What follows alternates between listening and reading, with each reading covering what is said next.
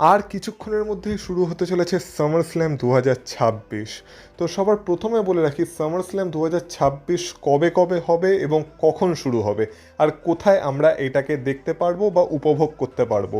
তো summer slam 2026-এর দুটো night যেটা হতে চলেছে সেইগুলো হতে চলেছে কালকে মানে রবিবার আগস্ট মাসের 2 তারিখে এবং সোমবার মানে আগস্ট মাসের 3 তারিখে। এই দুদিন মানে কালকে আর পরশু দিন, এই 2 দিন আমরা সামার স্ল্যাম দেখতে পাবো। আর ভারতীয় সময় অনুযায়ী সামার স্ল্যাম শুরু হতে চলেছে ভোর 3:30 থেকে। মানে সামার স্ল্যাম লাইভ দেখতে হলে, প্রথম থেকে দেখতে হলে তোমাদের একটু ভোরবেলায় ঘুম থেকে উঠে পড়তে হবে। আর সামার স্ল্যাম আমরা দেখতে পাবো নেটফ্লিক্সে সামার স্ল্যামকে পুরো স্ট্রিম করা হবে, যারা যারা ভারত থেকে সামার স্ল্যাম দেখবো আমরা। আর যারা যারা বাংলাদেশ থেকে সামার স্ল্যাম দেখতে চাও তাদের ওইখানে সামার স্ল্যাম শুরু হবে ভোর 4টে থেকে। তারিখটা একদম সেম, কালকে মানে রবিবার আগস্ট মাসের 2 তারিখ আর সোমবার আগস্ট মাসের 3 তারিখ। এই 2 দিনই সামার স্ল্যাম হবে, কিন্তু সময়টা সেখানে হচ্ছে ভোর 4টে থেকে। তাহলে ভারতে ভোর 3:30 আর বাংলাদেশে ভোর 4টে থেকে সামার স্ল্যাম শুরু হচ্ছে, যেটা নেটফ্লিক্সে উপভোগ করা যাবে। আর এই ভিডিওতে আমি সামার স্ল্যামের প্রত্যেকটা ম্যাচের ফাইনাল রেজাল্ট প্রেডিকশন করতে চলেছি, মানে আমার মতে কোন ম্যাচ কে জিততে চলেছে সেটাই তোমাদের বলতে চলেছি। তাহলে ভিডিওটা পুরোটা দেখো, স্কিপ করো না, কারণ তোমরা দেখছো wrestle entertainer. So let's start the entertainment.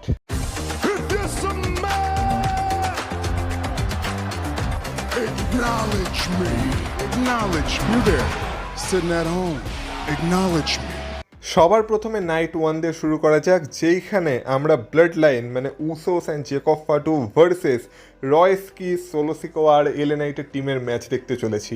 এবার এই 6 ম্যান ট্যাগ টিম ম্যাচের কথা বললে আমার মতে যেহেতু এখানে ব্লাড লাইন একটা প্রপার টিম, আর এই মুহূর্তে যেহেতু Roman Rings world heavyweight champion, তাই রোমান রিংসের সাথে ব্লাড লাইনের ফিউচার আছে।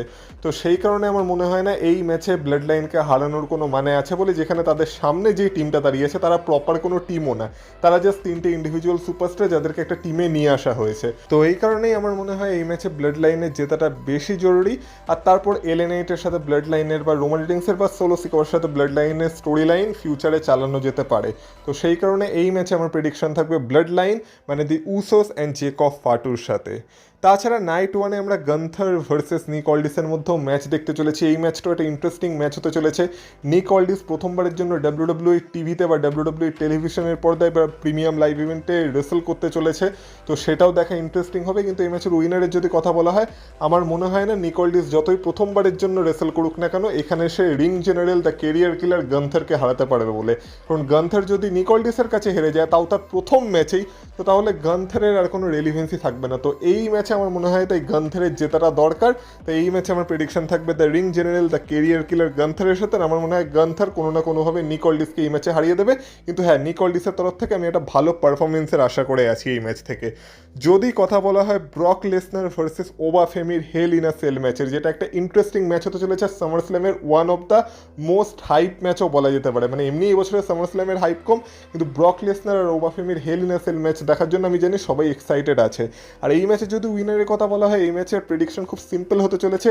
এই ম্যাচে ওবা ফেমি কোনোভাবেই ব্রক লেসনারের কাছে হারতে পারে না।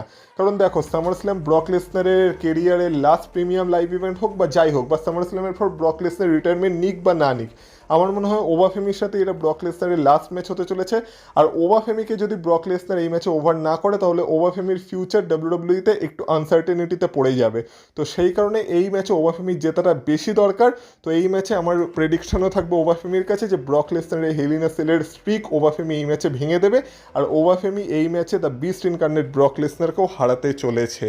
যদি কথা বলা হয় লিভ মর্গান ভার্সেস ইও স্কাইয়ের ওমেন্স চ্যাম্পিয়নশিপ ম্যাচের, তো এই ম্যাচে লিভ মর্গান প্রথমবারের জন্য মানে রেসলমেনিয়াতে চ্যাম্পিয়নশিপ জেতার পর প্রথমবারের জন্য তার টাইটেল ডিফেন্ড করতে চলেছে। এদিকে তার রিং 100 দিনের উপরে হয়ে গেছে, যেখানে তার সামনে দাঁড়িয়ে আছে ইও স্কাই, যে কিনা এই বছরের কুইন অফ দ্য রিং জিতেছিল। তো এই ম্যাচে আমার মনে হয় কোনো না কোনোভাবে ইও স্কাইকে লিভ মর্গান হারিয়ে দেবে, যেহেতু তার কাছে জাজমেন্টের হেল্প থাকবে।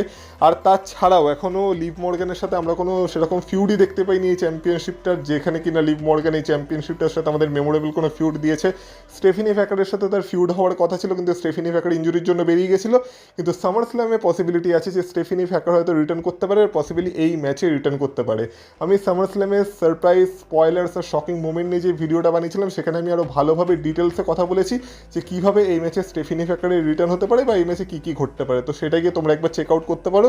কিন্তু এই ম্যাচের প্রেডিকশনের কথা বললে আমার মনে হচ্ছে এই ম্যাচে লিভ মর্গান সাকসেসফুলি তার ওমেন্স চ্যাম্পিয়নশিপ ডিফেন্ড করতে চলেছে, তাই আমার প্রেডিকশন থাকবে লিভ মর্গানের সাথে। যদি আরেকটা ওমেন্স ম্যাচের কথা বলা হয় যেটা নাইট ওয়ানেই হতে চলেছে, যেটা হচ্ছে একটা 6 ওমেন ট্যাগ টিম ম্যাচ, যেখানে একদিকে থাকবে নিকি বেলা, ব্রি বেলা আর পেজ, আর একদিকে থাকবে ফেটাল ইনফ্লুয়েন্স। এবার এই ম্যাচেও আমার মনে হয় যেহেতু ফেটাল ইনফ্লুয়েন্সের কাছে এই মুহূর্তে মোমেন্টামটা আছে, তারা রিসেন্টলি ওমেন্স ট্যাগ টিম চ্যাম্পিয়নও হয়েছে, তো তাদের মোমেন্টাম ব্রেক করার কোনো মানে হয় না। কিন্তু সেদিক থেকে দেখতে গেলে নিকি বেলারও রিটার্ন জাস্ট হয়েছে, আর নিকি বেলার রিটার্নের পরেই কি তার ফার্স্ট বড় ম্যাচে হেরে যাবে, সেটাও একটু কঠিন মনে হচ্ছে। তো এই ম্যাচটা একটু আনপ্রেডিক্টেবল হতে পারে, কিন্তু যদি আমার মতে বা আমার দৃষ্টিকোণ থেকে দেখা হয়, আমার মনে হয় এই মুহূর্তে ফেটাল ইনফ্লুয়েন্সের কাছে মোমেন্টামটা রেখে দেওয়া দরকার। আর যেমন আমি আমার প্রেডিকশন মানে সারপ্রাইজ ভিডিওতে বলেছিলাম, সারপ্রাইজ প্রেডিকশন যে ভিডিওতে করেছিলাম সেখানে বলেছিলাম যে এই ম্যাচে আমরা স্টোরি লাইনের দিক থেকে অন্য কোনো অ্যাঙ্গেল দেখতে পেতে পারি, যেমন এই ম্যাচে হয়তো বেলা টুইন্স বা নিকি বেলার হিল টার্ন হতে পারে, আর সে নিজের টিমের উপরেই মানে টার্ন করে যেতে পারে, বা নিকি বেলার ব্রি বেলা মিলে পেজের উপর টার্ন করে যেতে পারে, এরকম কোনো ঘটনা ডাব্লিউডাব্লিউ আমাদের এই ম্যাচটা থেকে দেখাতে পারে। কিন্তু ওভারঅল যদি উইনারের কথা বলা হয়, আমার মনে হয় এই ম্যাচটা ফেটাল ইনফ্লুয়েন্সের জেতা দরকার, তাই আমার প্রেডিকশন থাকবে ফেটাল ইনফ্লুয়েন্সের সাথে। আর যদি ফাইনালি কথা বলা হয় নাইট ওয়ানের মেইন ইভেন্টের, যেটা হতে চলেছে সিএম পাঙ্ক ভার্সেস কোডি রোডসের ম্যাচ, এবার এই ম্যাচে অনেক কিছু ঘটতে পারে। প্রথম কথা হচ্ছে এই ম্যাচে কোডি রোডস তখনই 4 বারের জন্য চ্যাম্পিয়ন হতে পারে যখন কোডি রোডসের হিল টার্ন হবে। আমার মনে হয় না কোডি রোডসের হিল টার্ন না হলে এখানে কোডি রোডসকে চ্যাম্পিয়ন বানানোর আর কোনো মানে আছে বলে, কারণ সেটা আবার সেই বোরিং হয়ে যাবে। আর যদি কোডি রোডসের হিল টার্ন না হয় তাহলে খুব সহজভাবেই এই ম্যাচে সিএম পাঙ্ক তার চ্যাম্পিয়নশিপ রিটেন করতে চলেছে। এবার সেটা সিএম পাঙ্ক হিল টার্ন করেও করতে পারে বা হিল টার্ন না করেও করতে পারে। কিন্তু এখন এই ম্যাচে ইন্টারেস্টিং যে ফ্যাক্টরটা চলে এসছে সেটা হচ্ছে এখন রিসেন্টলি রিপোর্ট এসেছে যে কেভিন ওয়েন্স আর র্যান্ডি অর্টন এরা খুব তাড়াতাড়ি ডাব্লিউডাব্লিউ টেলিভিশনে ফেরত আসতে চলেছে, মানে রিটার্ন করতে চলেছে। আর কেভিন ওয়েন্সকে নিয়ে তো এরকমও আপডেট আছে যে যেখান থেকে সামার স্ল্যাম হচ্ছে, মানে মিনিয়ানাপলিস মিনেসোটা, সেইখানে কেভিন ওয়েন্স অলরেডি পৌঁছে গেছে বা সেখানে কেভিন ওয়েন্স চলে গেছে। তো কেভিন ওয়েন্সের সামার স্ল্যামে রিটার্ন করার একটা বিশাল পসিবিলিটি খুলে গেছে, এমনকি তার সাথে সাথে র্যান্ডি অর্টনেরও রিটার্ন করার পসিবিলিটি খুলে গেছে। এবার আমি বলছি না সামার স্ল্যামে এরা দুজনে রিটার্ন করবে, কিন্তু হ্যাঁ দুজনের মধ্যে একজনের রিটার্ন করার চান্স এখন অনেকটা বেড়ে গেছে। মানে আগে যদি 10% ছিল এখন সেটা 90% হয়ে গেছে। তো সেই কারণে এই দুজনের মধ্যে কেউ যদি রিটার্ন করে তাহলে সেই ক্ষেত্রেও এই ম্যাচটার রেজাল্ট মানে ভ্যারি করতে পারে। মানে ধরে নাও কোডি রোডস যদি এই ম্যাচে চ্যাম্পিয়ন হয়ে যায়, তাহলে কোডি রোডস চ্যাম্পিয়ন হওয়ার পর র্যান্ডি অর্টন এসে কোডি রোডসকে কনফ্রন্ট করতে পারে, তাদের রাইভেলারিটাকে কন্টিনিউ করতে পারে। আর ওই দিক থেকে রিপোর্ট এরকমও আসছে যে কেভিন ওয়েন্সের সাথে সিএম পাঙ্কের ফিউড শুরু হবে। তো এটাও হতে পারে যে সিএম পাঙ্ক চ্যাম্পিয়নশিপ রিটার্ন করে নিল, তারপর কেভিন ওয়েন্সের রিটার্ন হলো আর কেভিন ওয়েন্স সিএম পাঙ্ককে কনফ্রন্ট করলো। তো এইভাবে বিভিন্ন সিনারিও এই ম্যাচ থেকে ক্রিয়েট হতে পারে। যেমন আমি বললাম, আমি আমার সারপ্রাইজ ভিডিওতে এই ম্যাচটা নিয়ে অনেক ডিটেলসে কথা বলেছি, তো সেখান থেকেও তোমরা অনেক কিছু জানতে পারবে যদি তোমরা সেই ভিডিওটা একবার চেক আউট করো। কিন্তু যদি ওভারঅল এই ম্যাচের প্রেডিকশনের কথা বলা হয়, আমার মনে হয় এই ম্যাচে কোনো না কোনো উপায়ে সিএম পাঙ্ক তার চ্যাম্পিয়নশিপ রিটার্ন করে নেবে। আর এই মুহূর্তে তো কোডি রোডস 4 টাইম চ্যাম্পিয়ন হচ্ছে না, তো সেই কারণে আমি আমার প্রেডিকশন সিএম পাঙ্কের সাথেই রাখলাম। আমার মনে হয় সিএম পাঙ্ক এই ম্যাচে চ্যাম্পিয়নশিপ রিটার্ন করতে চলেছে। এবার যদি চলে আসি নাইট 2-তে, তাহলে নাইট 2-তে আমরা সেরকম বড় কোনো ম্যাচ দেখতে পাবো না, সবই ছোট ছোট ম্যাচ, একটা ম্যাচ বাদে যেটা হলো মেইন ইভেন্ট। তো মেইন ইভেন্টের আগে বাকি ম্যাচগুলোর যদি কথা বলি, তো সেখানে একটা ইন্টারেস্টিং ম্যাচ আছে যেটা হচ্ছে ফিন ব্যালার ভার্সেস স্যামি জানের ম্যাচ, যেটা নাম্বার 1 কন্টেন্ডারশিপের জন্য হবে। এবার এই ম্যাচটাও না অনেক আনপ্রেডিক্টেবল ম্যাচ, মানে ম্যাচটা হয়তো অতটা বড় ম্যাচ না কিন্তু আনপ্রেডিক্টেবিলিটি আছে। প্রথম কথা হচ্ছে ফিন ব্যালারের যেভাবে স্ম্যাকডাউনে যাওয়ার পর মোমেন্টাম চলছে, ফিন ব্যালার এই ম্যাচে একটা হার এফোর্ড করতে পারে না। আবার ওই দিক থেকে যদি আমরা স্যামিজেনকে দেখি, স্যামিজেনেরও ক্যারেক্টারে এখন যে চেঞ্জটা হয়েছে, যেভাবে স্যামিজেনের ক্যারেক্টার এখন চলছে, সেই ক্যারেক্টারের সাথে স্যামিজেনও এই মুহূর্তে একটা হার অ্যাফোর্ড করতে পারে না। কারণ স্যামিজেন অলরেডি তার চ্যাম্পিয়নশিপ হেরে গেছে 9 দিনের মাথায়, তারপর যদি এখন নাম্বার 1 কন্টেন্ডারশিপ ম্যাচও হেরে যায় তাহলে স্যামিজেন চ্যাম্পিয়নশিপের থেকে অনেক দূরে চলে যাবে। আর এই মুহূর্তে আমি যদি ধরে নিই যে ফিন ব্যালার জিতে নাম্বার 1 কন্টেন্ডার হয়ে যাবে, তাহলেও এরপর বেশি কী এমন হবে, এরপর হয়তো সিএম পাঙ্কের সাথে ফিন ব্যালারের আরেকটা ম্যাচ হতে পারে যদি সিএম পাঙ্ক চ্যাম্পিয়নশিপ রিটার্ন করে নেয়। আর সেই ম্যাচেও পসিবিলিটি আছে যে ফিন ব্যালার হয়তো হেরেই যাবে, কারণ সিএম পাঙ্কে টাইটেল র্যাঙ্কে বড় করতে হবে।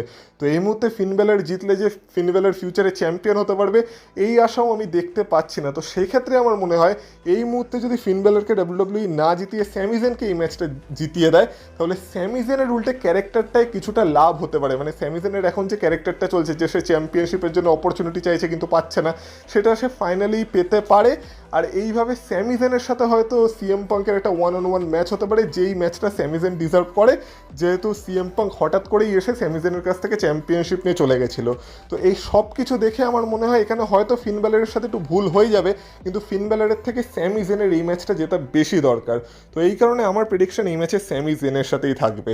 নেক্সট যদি কথা বলি, ড্যান হজন ভার্সেস ডমিনিক মিস্টেরিওর মধ্যে human money is on the pole match. তো এই ম্যাচটা নিয়ে বেশি কিছু বলার নেই, এটা জাস্ট একটা গিমিক ম্যাচ।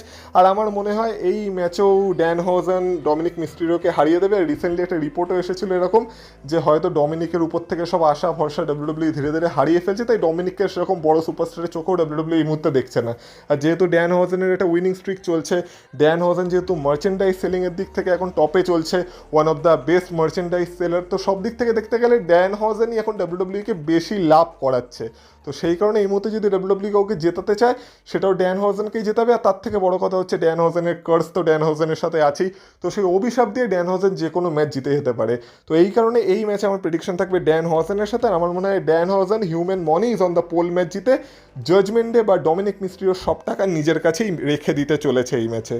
যদি কথা বলে ইন্টারকন্টিনেন্টাল চ্যাম্পিয়নশিপ ম্যাচের, যেটা পেন্টা ভার্সেস চ্যাড গেবিলের মধ্যে হতে চলেছে, তো এই ম্যাচে প্রেডিকশন খুব একটা কঠিন না। এই ম্যাচে সোজাসুজি চ্যাড গেবিলেরই জেতা দরকার। পেন্টার কাছে যতদিন ইন্টারকন্টিনেন্টাল চ্যাম্পিয়নশিপ ছিল, পেন্টা তার সাথে একটা ভালো রান দিয়েছে। পেন্টা মানে যদি ওভারঅল দেখা হয় পেন্টার ইন্টারকন্টিনেন্টাল চ্যাম্পিয়নশিপ রানকে, সেটা আমরা কেউই বলতে পারবো না যে খুব বাজে হয়েছে। পেন্টা ঠিকঠাক একটা রান দিয়ে দিয়েছে। কিন্তু যেহেতু চ্যাড গেবিলের হোম টাউনে সামারস্ল্যাম হচ্ছে, আর চ্যাড গেবিল বহু বছর ধরে, শুধু দিন থেকে না, বহু বছর ধরে যখন এই চ্যাম্পিয়নশিপটা গান্থারের কাছে ছিল সেই সময় থেকে চ্যাম্পিয়নশিপটাকে চেস করে যাচ্ছে, কিন্তু এখনও সেই চ্যাম্পিয়নশিপটার স্বাদ সে পায়নি। আমার মনে হয় নিজের হোম টাউনে নিজের হোম ক্রাউডের কাছে এবার সে সেই চ্যাম্পিয়নশিপটা নিজের করে পেতে চলেছে। আর ফাইনালি হয়তো গান্থার বলছি, পেনটাকে হারিয়ে চ্যাড গেবিল এবার হতে চলেছে ব্র্যান্ড নিউ ইন্টারকন্টিনেন্টাল চ্যাম্পিয়ন। তো সেই কারণে আমার প্রেডিকশন এই ম্যাচে চ্যাড গেবিলের সাথে থাকবে। আর আমার মনে হয় ফাইনালি চ্যাড গেবিল তার মোমেন্ট পেতে চলেছে এই বছরের সামার স্ল্যামে। যদি কথা বলা হয় আর একটা চ্যাম্পিয়নশিপ ম্যাচে, যেটা হচ্ছে ইউনাইটেড স্টেটস চ্যাম্পিয়নশিপ ম্যাচ, যেটা ট্রিক উইলিয়ামস ভার্সেস ব্যারেন কর্বিনের মধ্যে হতে চলেছে। এবার এইখানে যেহেতু ব্যারেন কর্বিনের রিসেন্টলি রিটার্ন হয়েছে, রিটার্নের পরেই সে একটা চ্যাম্পিয়নশিপের অপরচুনিটি পেয়ে গেছে, তো চান্স অনেকটাই আছে যে ব্যারেন কর্বিন হয়তো এখান থেকে নতুন চ্যাম্পিয়ন হয়ে বেরিয়েও আসবে। আর সেটা হওয়ার চান্সই যেমন বললাম অনেকটা আছে, যেহেতু ব্যারেন কর্বিনের সাথেও ডাব্লিউডাব্লিউ এই মুহূর্তে মোমেন্টামটাকে রাখতে চাইবে। কিন্তু তবুও আমার মনে হয় কোনো না কোনো উপায় ট্রিক উইলিয়ামস এই ম্যাচে ব্যারেন কর্বিনকে হারিয়ে নিজের চ্যাম্পিয়নশিপ রিটেন করতে চলেছে। তার প্রধান কারণ কি জানো? তার প্রধান কারণ হচ্ছে এই মুহূর্তে ট্রিক উইলিয়ামসের কাছে যে টাইটেলটা আছে বা তার যে কাস্টমাইজ টাইটেলটা আছে, সেটার দ্বারা ডাব্লিউডাব্লিউ বিজনেস করতে পারবে, সেই টাইটেলটাকে বেচে ডাব্লিউডাব্লিউ টাকা কামাতে পারবে। আর আমার মনে হয় জবের থেকে ডাব্লিউডাব্লিউ টিকেওর আন্ডারে গেছে, স্টোরি লাইনের থেকে টাকা কামানোর দিকে ডাব্লিউডাব্লিউ বেশি নজর দিয়েছে।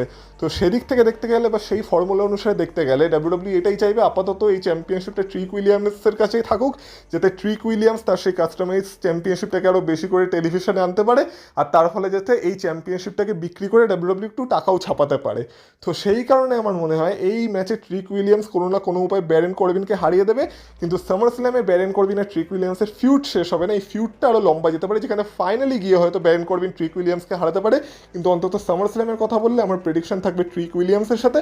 আর আমার মনে হয় ট্রিক উইলিয়ামস তার ইউনাইটেড স্টেটস চ্যাম্পিয়নশিপ এই ম্যাচে সাকসেসফুলি রিটের্ন করে নেবে।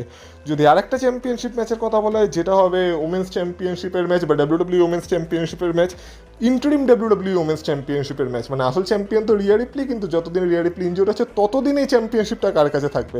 যেখানে যে ফেটাল 5-ওয়ে ল্যাডার ম্যাচটা অ্যানাউন্স হয়েছে, তার মধ্যে পার্টিসিপেন্টসরা হলো Charlotte Flair, Jade Cargill, Tiffany Stratton, Chelsea Green, আর আজকের স্ম্যাকডাউন থেকে ল্যাস লেজেন্ডও কোয়ালিফাই করে গেছে। এবার এই ম্যাচের প্রেডিকশন তোমাদের সবাইকে একটু অবাক করতে পারে, কিন্তু আমার মনে হয় এই ম্যাচে বড় বড় সুপারস্টাররা থাকা সত্ত্বেও এই ম্যাচে ল্যাস লেজেন্ড মানে বাজিমাত করতে পারে, আর ল্যাস লেজেন্ড এই ম্যাচটা জিতে brand new interim WWE women's champion হয়ে যেতে পারে। কারণ প্রথম কথা হচ্ছে এই চ্যাম্পিয়নশিপটা যেই পাক না কেন তার কাছে বেশি দিন তো থাকবে না, যতদিন না রিয়া রিপ্লি ফিরছে ততদিন থাকবে, তারপর তার সাথে ইভেন্চুয়ালি রিয়া রিপ্লির ম্যাচ হবে। আর আমার মনে হয় সেই ম্যাচটা রিয়া রিপ্লি জিতে যাবে, যেটা নিয়ে পরে কথা বলা যাবে। কিন্তু এই ম্যাচে যদি আমি বাকি পার্টিসিপেন্টসদের দেখি, তাহলে শার্লেটের সাথে জেড কার্গিলের ফিউড চলছে, চলছে, তাই তাদের চ্যাম্পিয়ন হওয়ার পসিবিলিটি কম। ওই দিক থেকে টিফিনি স্ট্র্যাটন তো আমাদের ওমেন্স ইউনাইটেড স্টেটস চ্যাম্পিয়ন, তাই সেও এই মুহূর্তে ডাবল চ্যাম্পিয়ন হবে সেই আশা কম। চেলসি গ্রিনের একটা চান্স থাকতে পারে, কিন্তু চেলসি গ্রিনকে কি এই মুহূর্তে ডাব্লিউডাব্লিউ চ্যাম্পিয়ন বানাবে? কারণ তারপর যখন রিয়া রিপ্লি ফিরে আসবে, Riya Ripley versus Chelsea green কি সেরকম একটা ড্রিম ম্যাচ আমাদের দিতে পারে? না, সেই অর্থে দেবে না। তো সেই কারণেই আমার মনে হয় ল্যাস লেজেন্ডের এখানে চান্স আছে। আর ল্যাস লেজেন্ড এই ম্যাচটা জিতে বা এই ল্যাডার ম্যাচটা জিতে চ্যাম্পিয়নশিপ পেরে নিয়ে brand new interim WWE women's champion হয়ে যেতে পারে। তাই আমার প্রেডিকশন এই ম্যাচে ল্যাস লেজেন্ডের সাথেই আছে। আর ফাইনালি যদি কথা বলা হয় সামার স্ল্যামের মেন ইভেন্টের, মানে নাইট 2 এর মেন ইভেন্টের যেটা হতে চলেছে রোমান রেইন্স ভার্সেস সেথ রলিন্সের match for world heavyweight championship.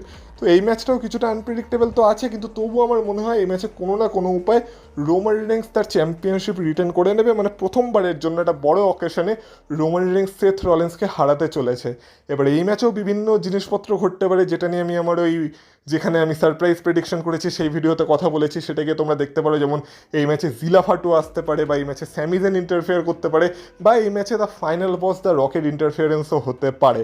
মানে সব কিছুরই পসিবিলিটি আছে। আবার এরকমও হতে পারে যে এরকম কিছুই ঘটলো না, এই ম্যাচটা একটা সিম্পল 1-on-1 মানে ক্লাসিক ম্যাচ থাকলো, যেখানে কোনো ইন্টারফিয়ারেন্স কোনো কিছু হবে না, শুধুমাত্র মানে ক্লিন উপায় রোমান রেইন্স সেথ রলিন্সকে হারিয়ে দিতে পারে, এরকমও সম্ভাবনা আছে। কিন্তু এই ম্যাচটার থেকে ম্যাচের স্টোরি লাইন কীভাবে প্রোগ্রেস করবে সেটা দেখার বিষয় আছে। স্টিল চেয়ারকে কীভাবে ইউজ করবে দুজন সুপারস্টার সেটা দেখার বিষয় আছে। রোমান রেইন্স কি তার মাথা থেকে সেই স্টিল চেয়ারের স্পটটাকে বের করতে পারবে, যেটার জন্য সে বারবার সেথ রলিন্সের কাছে হেরে যায়, সেটা দেখার বিষয় আছে। তো এই সব কিছু দেখার বিষয় আছে এই ম্যাচটা থেকে। কিন্তু ফাইনালি আমার মনে হয় এই মুহূর্তে হয়তো বা সেথ রলিন্স আর নতুন চ্যাম্পিয়ন হতে পারবে না, বা রোমান রেইন্সের কাছ থেকে চ্যাম্পিয়নশিপ নিতে পারবে না, কারণ এখনও রোমান রেইন্সের এই চ্যাম্পিয়নশিপটার সাথে অনেক কিছু করার আছে। আর এমনিও মানি ইন দ্য ব্যাংক অব্দি রোমান রেইন্সের শিডিউলও বেরিয়ে গেছে যে মানি ইন দ্য ব্যাংকেও রোমান রেইন্স কম্পিট করতে চলেছে। তাই আমার মনে হয় না এই মুহূর্তে WWE world heavyweight championship Roman রেইন্সের কাছ থেকে কোথাও যেতে দেবে বলে। তাই এই ম্যাচে আমার প্রেডিকশন থাকবে আমাদের ওটিসি, আমাদের ট্রাইবাল চিফ রোমান রেইন্সের সাথে। আর আমার মনে হয় রোমান রেইন্স সাকসেসফুলি এই ম্যাচে সেথ রলিন্সকে হারিয়ে দিয়ে তার ওয়ার্ল্ড হেভিওয়েট চ্যাম্পিয়নশিপ রিটেন করতে চলেছে। আর বাকি যেসব রিটার্নের কথা বললাম সেগুলো তো হতেই পারে। আর তাছাড়া আরও যদি কী কী সারপ্রাইজ ঘটতে পারে সেটা তোমরা দেখতে চাও, তাহলে যেমন বললাম সারপ্রাইজ প্রেডিকশন ভিডিও, যেটা ঠিক এই ভিডিওটার আগেই আমি আপলোড করেছি, তো সেটা তোমরা গিয়ে একবার অবশ্যই চেক আউট করতে পারো। তাহলে এবার তোমাদের সাথে কথা হবে আবার ডিরেক্ট সামার স্ল্যামের পরে। তো কালকে সামার স্ল্যামের নাইট 1কে এবার তোমরা এনজয় করো। আর বাকি যদি ভিডিওটাকে তোমরা এতক্ষণ এনজয় করে থাকো তাহলে ভিডিওটাতে একটা লাইক করে দিও। এই চ্যানেলে নতুন হয়ে থাকলে চ্যানেলটাকে সাবস্ক্রাইব করো। তোমাদের গুরুত্বপূর্ণ মতামত অবশ্যই কমেন্ট বক্সে কমেন্ট করে জানিও। তোমরা কিছু ম্যাচের প্রেডিকশন যদি করতে চাও সেটাও কমেন্ট বক্সে আমাকে কমেন্ট করে জানাতে পারো যে তোমাদের কোন ম্যাচের প্রেডিকশন কী আছে, বা বড় বড় যে মেন ইভেন্টগুলো হতে চলেছে সেক্ষেত্রে তোমাদের প্রেডিকশন কী, সেগুলো তোমরা কমেন্ট করে আমাকে জানাতে পারো। যারা যারা ফেসবুক থেকে দেখছো তারা পারলে পেজটাকে ফলো করে দিও। আর যারা এখন আমাকে ইনস্টাগ্রাম আর ফেসবুকে ফলো করোনি তারাও ফলো করতে পারো, লিঙ্ক পেয়ে যাবে তোমরা এই ভিডিওর ডেসক্রিপশন বক্সে। তাহলে ভিডিওটাকে শেয়ার করো, ভিডিওটাকে হাইপ করো। তোমাদের সাথে কথা হবে আবার পরের ভিডিওতে। ততক্ষণ তোমরা ভালো থেকো, টাটা।